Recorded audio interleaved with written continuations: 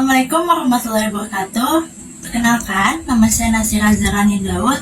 Saya mahasiswa hubungan internasional semester 4 dari kelas C dan akhiran NIM saya itu 122. Nah, pada video kali ini saya berkesempatan untuk mereview buku bacaan, yaitu bukunya Patrick M. Morgan yang berjudul International Security Problem and Solution. Dan di sini saya itu ke bagian chapter 3. Nah, kita langsung masuk saja kepada inti pembahasannya. Jadi di sini saya akan membahas chapter ketiga dari bukunya Patrick M. Morgan yang tadi sudah saya sebutkan di awal. Nah, pada chapter ini tuh judulnya itu The Appropriate Distribution of Power. Oke, kita mulai masuk ke inti pembahasannya. Nah, jadi si Patrick M. Morgan ini membahas tentang strategi distribusi kekuasaan dalam konteks politik internasional.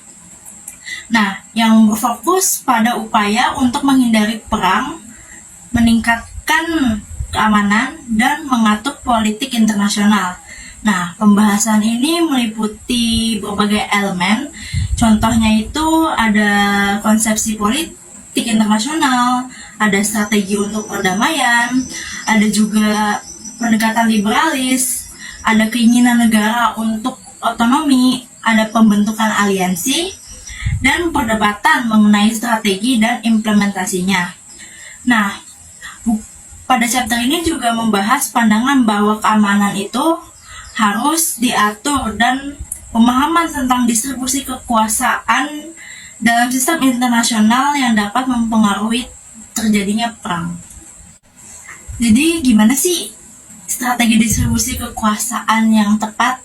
Nah, di sini menurut Morgan, strategi distribusi kekuasaan yang tepat itu dapat mencakup upaya sadar untuk menciptakan keadaan umum yang lebih aman, termasuk langkah-langkah untuk menghindari, menetralisir, atau mengalahkan perlawanan terhadapnya.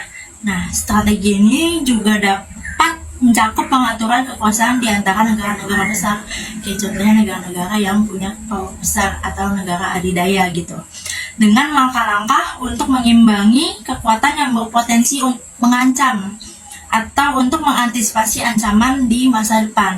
Nah, pemerintah di sini tuh bisa menggunakan berbagai cara untuk mempertahankan atau menyesuaikan distribusi kekuasaan.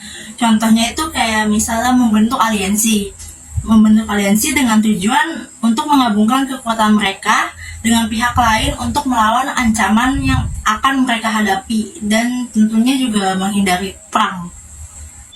Nah, di chapter ini Morgan itu juga membahas distribusi kekuatan dalam negara yang dapat melibatkan pembagian kekuasaan, monopoli penggunaan kekuatan, atau kehilangan monopoli kekuasaan oleh negara.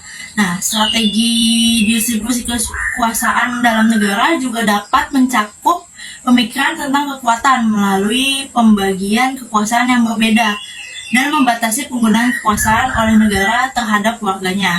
Nah, distribusi kekuasaan dalam negara itu juga dapat melibatkan pemberontakan, perebutan kekuasaan, atau upaya untuk menciptakan monopoli atas penggunaan kekerasan. Nah, ternyata strategi distribusi kekuasaan ini juga dapat mempengaruhi terjadinya perang dan perdamaian dalam konteks politik internasional maupun domestik. Nah, si Morgan ini berpandangan bahwa keamanan melalui penghentian pertempuran itu tidak akan terjadi begitu saja, karena keamanan itu harus diatur.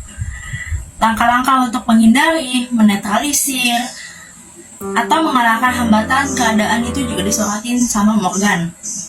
Dan pandangan ini didasarkan pada asumsi bahwa politik internasional itu dapat diatur dan dikendalikan.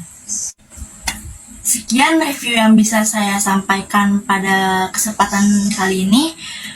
Jadi kalau misalnya ada kurang atau lebihnya mohon dimaafkan, karena ini menurut sepengertian saya tentang buku yang saya baca ini. Kurang lebihnya mohon maaf. Wassalamualaikum warahmatullahi wabarakatuh.